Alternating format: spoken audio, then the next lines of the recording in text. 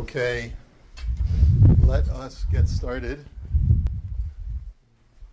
We are at the Mishnah, and Daf Samachet Samad Aleph. Hamocher Esayir Mochar Batim Boroshichun Uma'aros Merchatzos V'Shovchos Beis Habadim U'Beis Hashlachim. If a person sells an entire city, there are celebrities that own cities, you know. In California, yeah. Right. They sold the Gush Katif to the Arabs. Yeah, well, right, I guess so, yeah. It's a for sale. So if you sell a whole city, what's included in the sale? So the houses are included, the wells, the ditches, the caves, the bathhouses, the dove coops, the presses, any structure that has an olive press, right? And a beis hashlachim, it's a certain kind of real estate which the Gemara is going to define for us. Usually a beis hashlachim means an irrigated field. But as we'll see, the Gemara is going to offer a different interpretation. But avolois hamitaltalim, what's not included in the sale is any chattel that's in the city. That is not included in the sale. However, ubizman she'amar lo hi v'chol ma shebesocha afilu haya ba behema va'avadim harei kulan mechurim. But if the stipulation of the sale was the city and all of its contents, so then even the animals and the servants are included in the sale. Rabbi Shimon ben Gamliel Omer, hamocher es ha'ir mocher es hasantar. Rabbi Shimon Gamliel says that automatically when you sell a city without any stipulation, a santar is included in the sale. Now what is a santar? We'll see shortly. Let's take a look at the Gemara. Santa Claus. No. Amar le Rav Acha berei de Ravivya le Ravashi. Shamas mina avda kimetaltal adami. Di'i kimekarka dami nizdabin agab masa. So the Gemara says, listen, it seems from the fact that when you make no stipulation explicitly, servants are not included in the sale. So that must indicate that in at least one respect, servants have a din of chattel, not as a din of real estate. Now we know that in many aspects of halacha, the Torah itself connects avadim, servants, to karka, to real estate, as far as the method of kinyan. But the Gemara is basically saying that as far as this halacha is concerned, avadim must have a din of chattel, because otherwise when you sell a city, any servant that lives in the city that is, I guess, employed or owned by the city municipality should be included in the sale. So the Gemara says, wait a minute, ve'elamai avdam kimetaltal adami? So then, ihachi, my afilu. So the Gemara says, I don't understand. So what are you going to suggest? That an eved is not like real estate, but it's more like chattel? Then I don't understand why, when the Mishnah is telling me that when you stipulate explicitly and all of its contents, then all chattel is included, even the chattel of avadim. It's superfluous. Even avadim. Now, it's not that it's superfluous. The issue is like this. An eved is not an extreme example of chattel. An eved is chattel. At the most, it's chattel. You see, an eved has certain aspects that make it similar to real estate. It has certain aspects that make it similar to chattel. But to say that all chattel, even servants, are included, that doesn't make any sense. Why would I think that an eved is more chattel than regular chattel? So, so that's that. The language doesn't make any sense. Elamai islach lemeimar, shiny bein metaltala denayid mi metaltala delonayid. So the Gemara's answer is, the issue of afilu is that even avadim and even behemos, what makes them exceptional, what makes them unusual, that to say that even they are included, is because they have locomotion. Animals and slaves move of their own volition. And so therefore there's a svara to say that when you're selling something that's inanimate and immobile, then things that volitionally move on their own are not included because they could always leave the premises. So that's the issue. And therefore, if that's the case, then afilu tema avdikim mekarka dami, shiny bein mekarka denied la mekarka delonai. Then by that token, it's not an issue of distinguishing between real estate and chattel. What makes an eved exceptional is that he moves. It's irrelevant whether he's deemed to be chattel or real estate. The reason why he's not acquired when you sell a city or sell a piece of real estate is because he's not part of that deal, because he's locomotive, he's mobile. So it makes no difference. In other words, you can't infer from our Mishnah that an Eved has a din of metaltalin. It's not the fact that he has a din of metaltalin that does not make him acquired with the city, but rather because he's mobile. So therefore, you can't infer anything about his halachic status of chattel from our Mishnah. Rabbi Shimon ben Gamliel Omer, HaMocher Sa'ir Mocher Sasanter. Now let's look at Rabbi Shimon ben Gamliel. He says, you automatically, whenever you sell a city without any stipulation, the santar is always included. Now what's the santar? My santar. So Hacha Targimu Bar Machvenisa, and Shimon ben Avtulmos Omer Bagi. There's a machlokas. In Bavel, they translate a santar as a bar machvenisa, which the Rashbam says, if you take a look at the Rashbam, he says, Eved hamemuna lahagid ulachvuye tchumei hasados shel mi zeh v'shel mi zeh.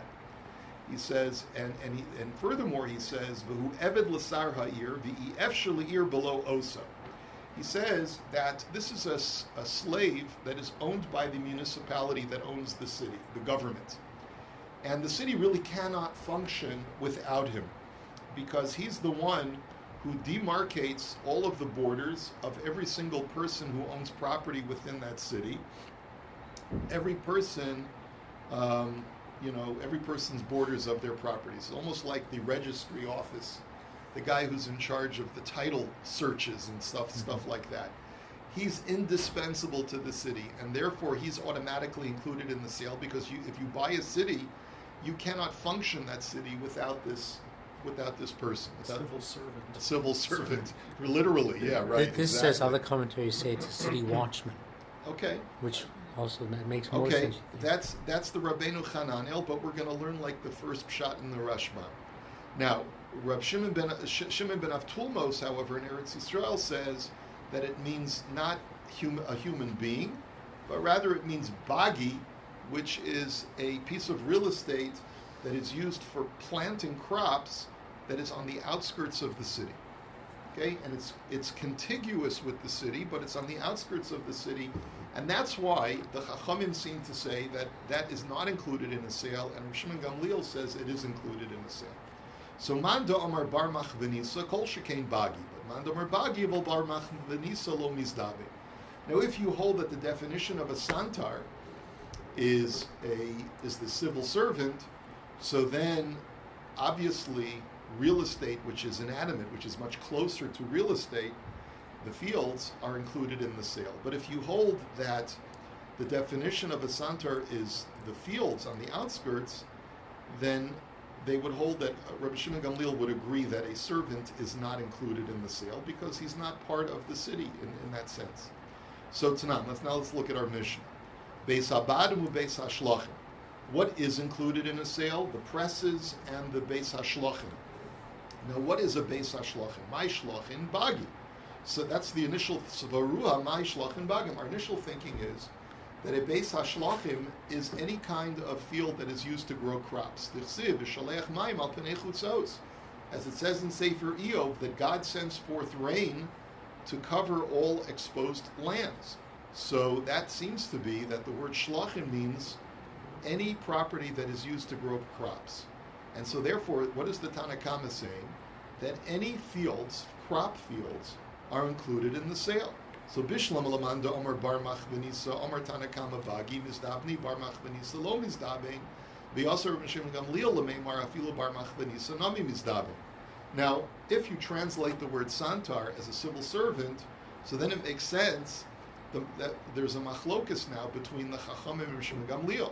The Chachamim say that fields that are in the outskirts of the city are included in the sale, but a civil servant, because he's a human being and not an immobile property, is not included in the sale. But Shimon Gamliel comes along and says, no, even the civil servant is included because he's indispensable to the city. Elalamand Omar Bagi, Tanakama Nami Hachi Ka'omar. But wait a minute, but if you tell me that the definition of a santar is crop fields, then what's the machlokas between the Chacham and Shimon Gamliel? They're both saying that crop fields are included in the sale. So what's the machlokas? So the Gemara answers no. Misabris my shlachin bagi lo, my shlachin ginu naisa. So the Gemara's answer is no. You've mistranslated the word shlachin. It doesn't mean a field that is dependent upon rain, but rather it means a park, an orchard, something that is planned by the city, like an orchard or a park where people stroll. That's what the Chachamim say is included in the sale because it's used by the members of the city for recreation.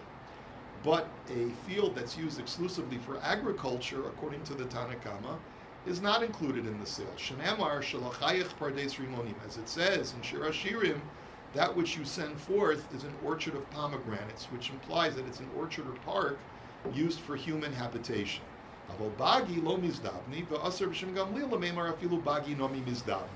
And that's where there's a machlokas. The Chachamim say that agricultural fields are not included in the sale, and Rabbi Shimon Gamliel, who holds that a santar, which we're now translating as fields, are included in the sale, says that crop fields are included in the sale. So Ikada Amri, others learned that the discussion went just in the opposite direction. Sivaru amai shlachin ginu niyasa. So the initial thinking is that the word shlachin of the Tanna Kama refers to parks and orchards. So Bishlam Lamanda Omer Bagi, Omer Tanna Kama ginu naisa mizdabin, Bagi lo mizdabni, Va'asar Shimon Gamliel Lamemer afilu Bagi mizdabni. So if you learn that the Tanna Kama is saying that only parks are included in the sale, obviously he's distinguishing between different kinds of real estate, and therefore by implication he's suggesting that only things that are used for human habitation that are open fields are included in the sale, but agricultural fields are not included in the sale.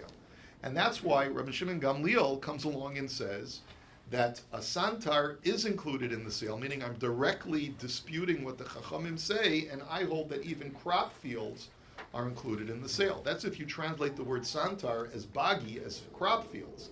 Elalamanda Omar Barmach Venisa, Omar Tanakama Ginunaisa, Mahadale Rishim Gamliel Barmach Venisa, question mark. But it doesn't make any sense if you learn now that the translation of santar is a civil servant. Because here the Chachamim are making a distinction within different kinds of real estate, and comes along Rishim Gamliel and says, no, I disagree and I hold that a human being is included in the sale. The Chachamim were not even talking about that. They were talking about one kind of property versus another kind of property. So Rishim Gamliel's response or rejoinder is not addressing what they were even talking about. So the Gemara says no. Misavris ma'ishlachin ginunai. So lo ma'ishlachin bagi d'chsiv shlech ma'amal pnei chutzas. Aval bar machvanisa lo mizdavin. V'asr Rishim Gamliel lemeimar dafilu bar machvanisa nami mizdavin. So the Gemara says no. You're misreading the word beis hashlachin. It doesn't mean a specific kind of park or orchard. It means all different kinds of fields, including agricultural fields. That's what a beis hashlachin is. So therefore, the Tanna Kama's point of distinction is not between two different kinds of real estate, but rather is saying all real estate of the city is included in the sale to the exclusion of things that are not real estate, meaning civil servants. And that's why Shimon Gamliel's rejoinder is quite appropriate. He's saying that no, a santar, which now means a bar machmanisa, a civil servant, is included in the sale. Tashma. Let's look at a brisa. Rabbi Yehuda Omer, santar eno machor, an kulmos machor. So Rabbi Yehuda says that a santar, a sentry, is actually the word santar and sentry are very similar to each other. And that would make sense watchman, according to the way the Rabbeinu Hananel translates it as a watchman. But whether it's a watchman or the county recorder, the county registrar, they're indispensable to the city. But Rabbi Yehuda says they're not included in the sale. But an ankulmus, who's the county recorder, he records all transactions and records all boundaries in the official ledgers of the government. He is considered to be part of the sale. My lav mida ankulmus gavra santer nami gavra. So the Gemara says you can bring a raya from this brisa that Rabbi Yehuda is distinguishing between two different kinds of civil servants. Mm-hmm. One is a santer and one is an ankulmus. So you see that a santer is a human being, not a piece of property like the other opinion. So the Gemara says, no, midi irya hakideisa v'hakideisa. Not necessarily so. The two words santar and ankulmus are two different terms for two different things that are included or excluded in the sale. Just because one is a human being doesn't mean that the other one is a human being. The other thing could be a piece of property, so you can't bring a raya from that. Umi matzis omar tachi. Now, wait a minute, says the Gemara. How could you even say that Rabbi Yehuda holds that a santar is not included in the sale? V'hakatani seifa avalo shiareha v'lo binoseha v'lo chorshin hamukatzin la, v'lo biborin shel chaya v'shel ofos v'shel dagim. So, not included in a sale, says the self-same brisa, is the shiareha, binoseha, chorshin hamukatzin la, and biborin shel chaya, and habitats of wild animals, birds, and fish. Now, what are these other terms we're going to see in just a moment? V'yamrina, my shiareha. What does the word shiareha mean? It means bizli, you know, that Israeli snack. No, I'm just kidding. So the Gemara says, what is bizli? My bizli. So Amar Rabbi Abba, piski begay, piski bagi, period. Bizli are piske bagi. Now, what does that mean? Is that means strips of land that are non-contiguous with the city itself. And that's the point that the Brisa is making. Non-contiguous strips of land that are on the outskirts of the city are not included in the sale. What does that imply? That piski bagi hudalo mizdabni, habagi atzma mizdabni. That it's only because they're non-contiguous, because they're separated by either a body of water or some kind of rock formation. But it implies that if it's contiguous property that are fields, they are included in the sale. So if you're going to translate santar as bagi, as fields, how can in the first breath you say that a santar is not included in the sale, and in the seifa it's implied that a bagi is included in the sale? So the Gemara says, Epoch, you're right, you know, you'd have to reverse the verbiage of the first part of the Brisa. And you read it as follows, Rabbi Yehuda Omer Santar Machur and Kulmus Eino Machur.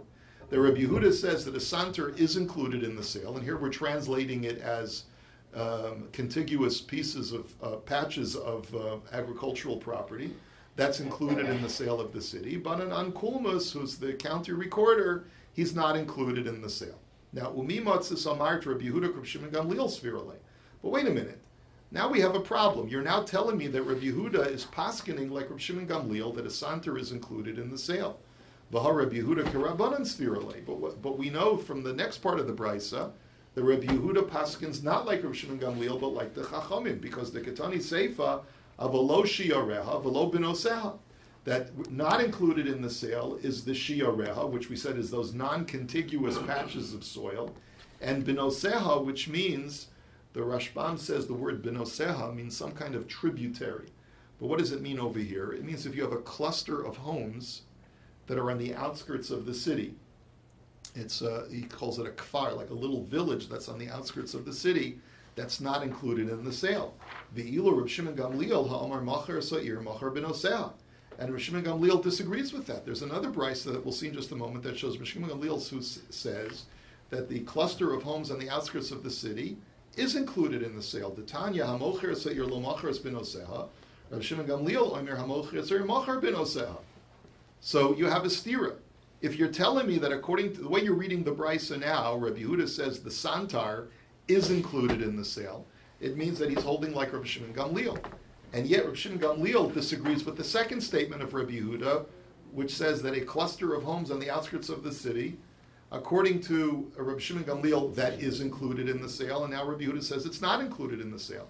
So how do you reconcile it? So the Gemara says that's not a problem. Rabbi Yehuda savarle kavase bechada, upalagale bechada. We have this all the time. Rabbi Yehuda is an independent Tana.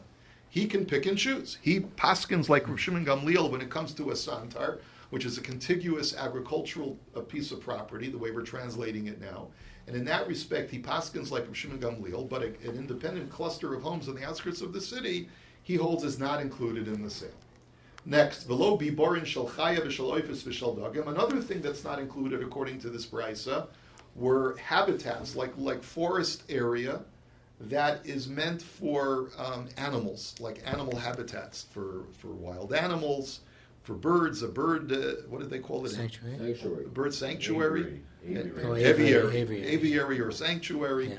Or a fish aviary or a fish sanctuary, where you'd have, let's say, a pond on the outskirts of the city that is like, say, a trout pond or something like that. So that's not included in the sale. So, Urmini, let's raise a contradiction. Hayula, banos, enim karasimo. If there are these tributary clusters of homes, they're not included in the sale. But hayula, chelak echad beyam v'chelak echad beyabasha. However, if the city had one portion of the city on dry land and one portion of the city in the ocean, which sounds to me like there's like a peninsula that juts out from the city into a body of water, or biborim shel chai v'shel ovos v'shel dagim, or if it has these habitats or sanctuaries, harei elunim karimima, then they are included in the sale. So how can these two brises contradict each other? Is a habitat included or is it not included? So lokasha hadin agiach ka'ihi legav, hadin agiach ka'ihi lebar. So the Gemara answers it's not a contradiction. When the sanctuary or habitat's entrance opens to the side of the city, so then it's included in the sale. In the previous brisa, the entrance to that habitat or sanctuary was away from the city, on the other side, and therefore it's clearly indicated from its logistics that it's not included in the sale. But wait a minute, v'hakatani v'lo es chorshin du mokatzin la. But 1 second, one of the things that's not included in the sale is a chorshin. Rashbam says a chorshin is a forest, and a forest, like a wildlife forest. Even when it says hamukatzla, that it's opens up to the city, that's also not included in the sale. So why are you telling me that just because the habitat opens to the city, it's included in the sale? So the Gemara answers, Ema hamukatzin heimena. Mukatzin doesn't mean that it opens to the city, but it means hamukatzin heimena, that it opens up away from the city, and that's why it's not included in the sale. Bottom line is, any wildlife property or forest property that opens up to the city, where the entrance of the forest is facing the city, is included in the sale. Next Mishnah. We'll do the Mishnah and then we'll be done for the day. Hamocher es hasadeh, mocher es ha'avonim shehim l'tzorcha, ves hakanim shebekerem shehim l'tzorcha. When you sell a field, then included in that sale are the rocks or stones that are on the property, even though we said normally that metaltalin, that movable items, chattel, is not included in the sale, and these rocks are clearly movable, but since they're not meant to be moved because they're used in the sort of the landscaping of the property, so therefore they're considered to be part of the sale. And the same thing is if you have sticks that are on a vineyard, and those sticks are clearly indicated to be used for propping up the vines, so that's also included in the sale because they're not meant to be removed off the property. Also included in the sale is if I sell you a wheat field at a time when the crops are growing, you can't come to take delivery of the field the next day, and I've harvested all the crops. The growing crops are considered to be part of the sale. This seems to me like a bamboo patch. There's a bamboo patch on the property of sticks of bamboo growing, so then, as long as it's smaller than a base rova, which is a quarter of a certain acreage of a kav, so then it's considered to be tafel, to be secondary to the rest of the property, and it's considered to be part of the sale. V'eshashomira she'ena asuya betit. And if there's a watcher's hut, a lot of times crop fields had watchers to make sure that there weren't poachers or animals that would steal the grain. So they would make a hut, a makeshift hut has not been plastered properly, doesn't have any chashivos, any in self-importance, and therefore it's included in the sale. Furthermore, a young carob tree that is not yet being used for grafting because it hasn't grown sufficiently, or a young sycamore tree, a sapling, those are all considered to be ancillary to the field and are included in the sale.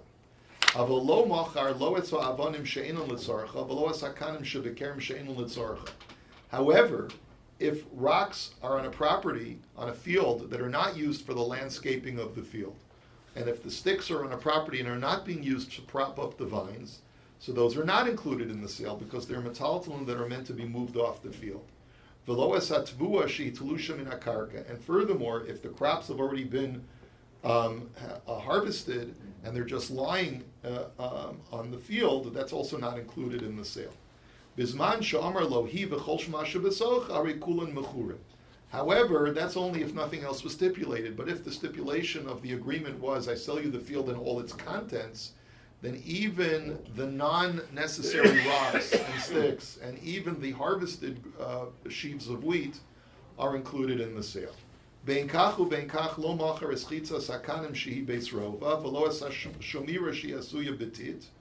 But even with that stipulation, not included in the sale are plots of property that are in their own chashuv enough, important enough to be viewed as distinct properties, distinct from the field. So what are two examples?